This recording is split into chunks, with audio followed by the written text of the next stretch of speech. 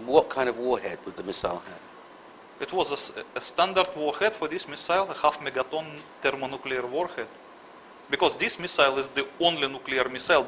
There is no ordinary warhead for this missile. It can only be nuclear, and it was nuclear. A thermonuclear warhead thermonuclear is launched from somewhere in the Atlantic at the Pentagon building and arrives. Yes. Okay. And in your opinion, that's the only explanation? Yes. This is the explanation of the mechanics of the Pentagon attack. Yes. And also of the behavior of the US government. Ah. It explains everything. Okay. We'll come to the origins of the missile because in your book you disclose where it's come from and when and how it got to be in the hands of people that wanted to attack the United States. But let's talk for a second about the total events, the chronology. Within 45 minutes, 2 explosions, they say planes hitting, you say explosions at the World Trade Center. A missile attack on Washington, and then a short time after that, a plane crashing in Shanksville, Pennsylvania. What do you say happened after the Pentagon attack? Oh, this is a little bit complicated story. Because in order to understand this, we have to understand first about the demolition scheme of the World Trade Center. Okay. Otherwise, it will not be easy to explain. Let's do it this way.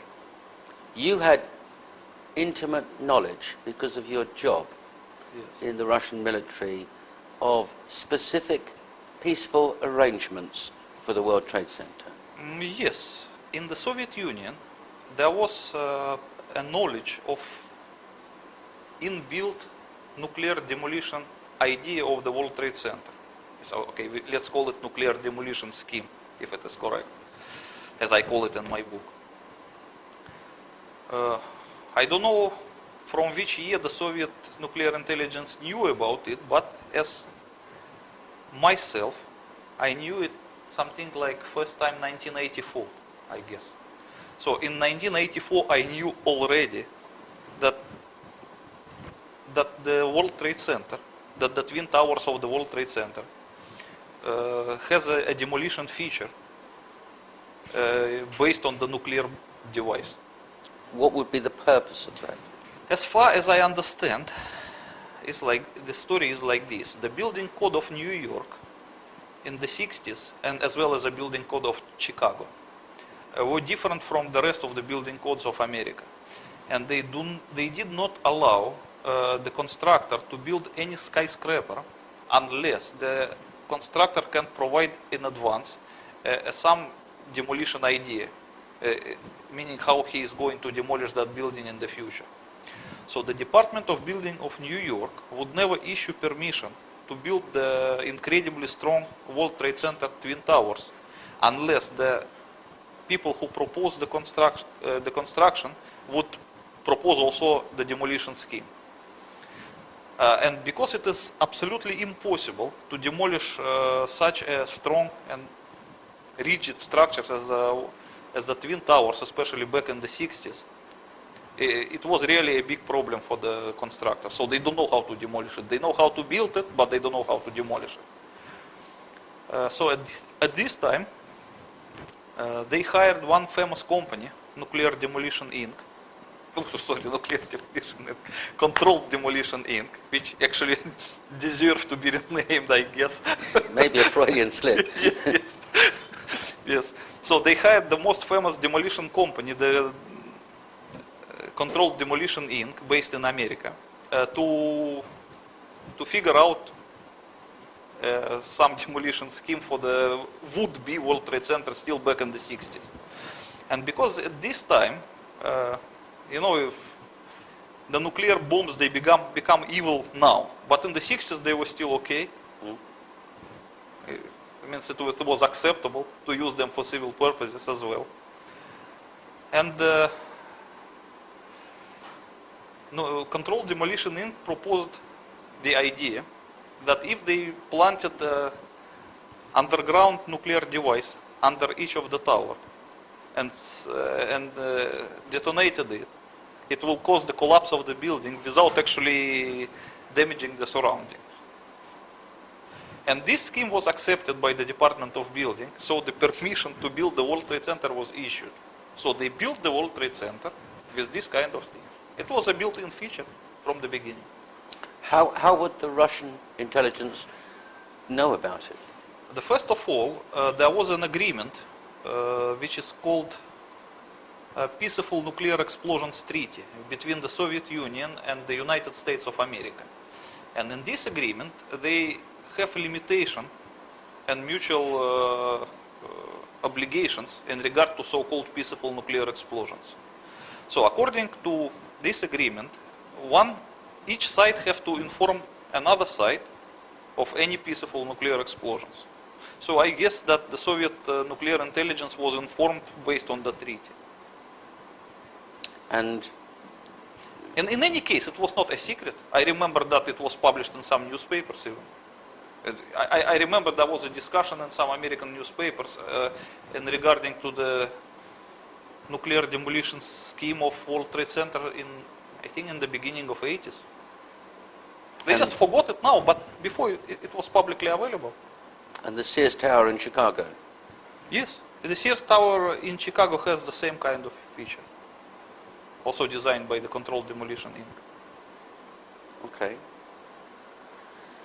To a layman, it does seem mad, frankly, that here we have the World Trade Center where thousands of people live and work, surrounded by other places where people live and work, that there might be a nuclear device underneath standing by to be used in case it requires demolition.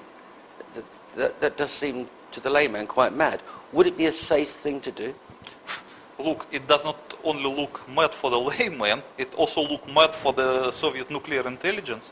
Because it was a standing joke amongst our officers. It was such a crazy thing that I give you one example. In the middle of Bangkok, there was a big supermarket which was also called World Trade Center. Nowadays, it is renamed.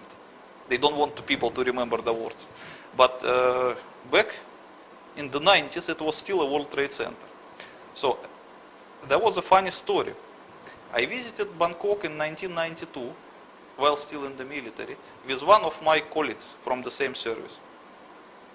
And when we were passing in the taxi by the World Trade Center in Bangkok, the taxi driver pointed to us that this is the World Trade Center, and both of us began to laugh.